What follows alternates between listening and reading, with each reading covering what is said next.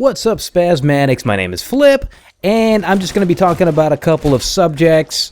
This is going to be part of my Phlypp Talks series. So, starting right off the bat, I'm going to talk about prank channels. Now, the thing with prank channels, they're very entertaining, of course, but there are a couple out there that actually do stage some of their pranks. A very well-known popular YouTuber named PhlyppTube actually was recently exposed for one of these stagings. In one of his videos, I believe it was the second Mortal Kombat elevator prank, there was actually one of the bystanders, or the prankee, or whatever you want to call them, was actually a man named Casey Bryant, and he's located in an acting website called Backstage, and under his acting credentials is actually that prank, which goes to show that he was placed there unorganically, I should say, which is unfortunate. It was a great prank, very entertaining, so you can look at it in a bad way, or you can see it as a well-thought-out project. It's up to you.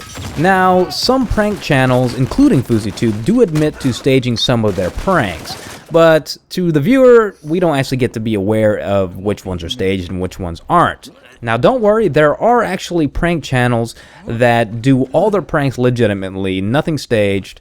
But here's the thing, even the ones that do stage their pranks, if it's entertaining, why not watch it? You know, if it makes you laugh or whatever, it's still a good time. Also, in recent YouTube news, another well-known prank channel, Prank vs. Prank, was called out regarding staging one of their videos for their YouTube Red series called Prank Academy. A channel called Gold Pranks TV has a video of a gentleman who says he was hired to play a security guard in one of the videos. You know, pranks? You know Prank Academy? Yeah. You ever watch Prank Academy? Yeah. Jesse? Prank Academy. Yeah. YouTube Red? Yeah. Have you seen the one with Superwoman? Yeah. Yeah. Oh shit. I'm a security guy. You're the security there? I'm a security guy in the video. He even mumbles something about how all of these prank videos nowadays are fake and they're not like the ones in the 80s. Honestly, I think he was 3 sheets to the wind, if you know what I'm saying. But this does give you some perspective on what's going on behind some of these channels. Now, I've been a big fan of Prank vs. Prank for a long time. I even enjoy watching their vlogs, Jesse and Gina. I follow their Twitter messages and everything. I'm not a stalker, okay? My point is, this is a YouTube Red series, and I'm pretty sure they're under a lot of pressure. They probably wanted less risks. There might actually be a third-party director involved with some of these things, so probably not necessarily their fault. Maybe that's just me saying that as a fan. I don't know. Another topic that happened somewhat recently, I guess it's been a couple of days since this happened, but there was actually a subscriber purge that happened in YouTube. I myself lost like 5 subscribers. It wasn't very much. I don't have very many subscribers, so for some reason there's a weird ratio. People with a lot of subscribers lost a crap load of subscribers. PewDiePie himself lost like 600,000 subscribers. That's crazy. Other people lost like tens of thousands, a couple 100,000. It's nuts. YouTube itself is not sure what happens, or the support doesn't know what happened. The Social Blade said something about how YouTube is dropping old accounts that were subscribed to people, like I guess like derelict accounts, you know, like accounts that aren't watching your channel anymore.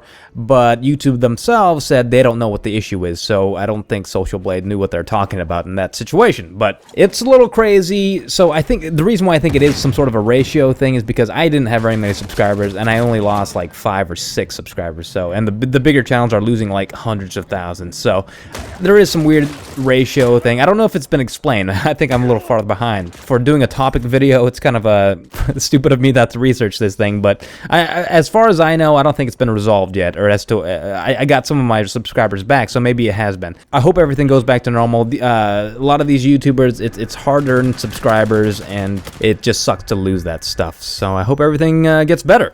The last thing I wanted to talk about is something that's not necessarily that new. It's just something kind of weird and creepy that's been... It seems like a phenomenon.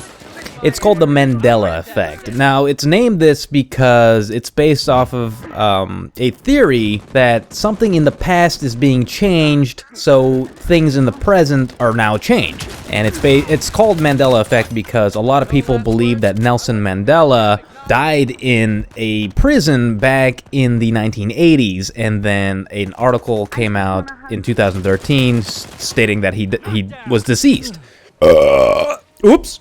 That's kind of inappropriate, but so yeah, that's the theory. So there's several things, like the Berenstain Bears is now called Berenstain. It's spelled with an S-T-A-I-N as opposed to S-T-E-I-N. That's something that actually hit me in a weird way because I used to read those books as a kid. They're always in the dentist's office and all that stuff, along with highlights and all that stuff. Anyway, so I even made the argument with people, like people in my school. I would say Berenstain Bears. I'd pronounce it that way because my last name actually has an E-I and it's pronounced with an I sound. And I'd always say it's Berenstain Bears, and a lot of people would be like, no, it's Berenstain. My mom told me it was Berenstain, and I was like, no, it's Stein. That's the argument I had as a child. And then now with this Mandela Effect, people say that, you know, the past was changed. Now it's Berenstain Bears. You could even grab one of your old books from your bookshelf if you have one, and the title supposedly has been changed. Now, this could just be a misconception. Maybe we'll all just remember it incorrectly, but I guarantee if you ask somebody that's, you know, over 25 years old or whatever, or read the book when they're younger, if you ask them without their prior knowledge of this Mandela Effect, they'll probably say that the book was called Berenstain Bears. Now, there's a whole bunch of other things like the adult diaper, Depends. Now it's called something changed, and now it's called Depend without the S at the end. That can also be misconstrued as, you know, somebody could, like, say somebody wanted a Hershey's Kiss and they said, oh, can I have some Hershey's Kisses, you know, and it's a plural. So I don't know if that's what the case is. There's people that swear up and down that it had been changed. Also, another big one with this Mandela Effect is the line that Darth Vader said to Luke when he announced that he is actually his father. Everybody remembers it as, Luke, I am your father. But now apparently it's changed. Now he says, no, I am your father. No! So, and there's people that say that they watched that movie 500, 600 times, and they get really upset saying, I've always known it as Luke, I am your father. They even have the voice of Darth Vader, James Earl Jones. In interviews, they actually show him saying, Luke, I am your father, talking about it. Now, it could have just been, like, popular belief, and then he kind of remembers it as that as well. I don't know. It's just a weird phenomenon. I don't know if it's a real thing. I mean, there's theories that somebody went back in time and changed some stuff. There's theories that there's two different dimensions, and people that are older that have experienced these things are actually remembering it in their consciousness as in one way, and then now that the present has been changed, it's being shown as a different way. Like there's another example is that hit me too was the mirror, mirror on the wall, who's the fairest one of all, and that's in Snow White. Now apparently it's Magic Mirror on the wall, who is the fairest one of all. It's really weird. It's really crazy. It's even gone to the point where even the JFK assassination, it appears as if the footage has been changed to make it look like Jackie Onassis is the one that killed JFK. That's one of the more serious subjects in this Mandela Effect. It's really creepy. I don't know if it's real. Maybe the fact that this is being brought to our attention is causing us to look too deep into it and then seeing any kind of possible changes, even though there may not be any changes at all. I haven't really seen that much evidence in my personal life to actually make a real determination, because it just seems so it seems like something from the Twilight Zone. It's really hard to explain, and it's really hard to believe.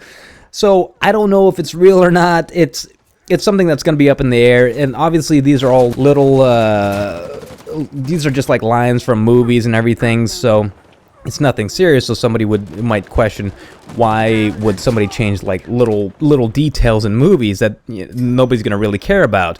But it could be the fact of, like, it could be some sort of conditioning that makes people, like, if they change little things, people will get used to the idea of not remembering the past correctly. Because they're not going to change something. They're not going to, like... So if somebody is going back in time, they're not going to change the fact that Hitler was a monster and he killed all these Jews. They're not going to change something like that because everybody in the world would know something's up. They just change small things and like passages in books and everything. I don't know. Like I said, I don't know if I believe this. It is very interesting, and even if you don't believe it, it's very interesting to look into it. It's very mind-boggling. Anyway, those are the topics I'm going to talk about today. I want to do more of these Phlypp Talks videos. I don't worry, I'm going to keep my Let's Plays going. I'll keep doing vlogs and keep all the other content in my channel going. But I do want to do these Phlypp Talks videos just to do some like quicker video. I don't know if it's going to be quicker. It's going to be a lot quicker than my Let's Plays, I'll say that. And also it just lets me talk about things other than video games, which I do love video games, and who knows, maybe in some of my Phlypp Talks videos I will talk about games. I don't know, it's all up in the air, but it's also fun. It gives me another project for my channel. Any hoozle, I hope you enjoyed watching. Stay spazzy, and I'll catch you on the flip side.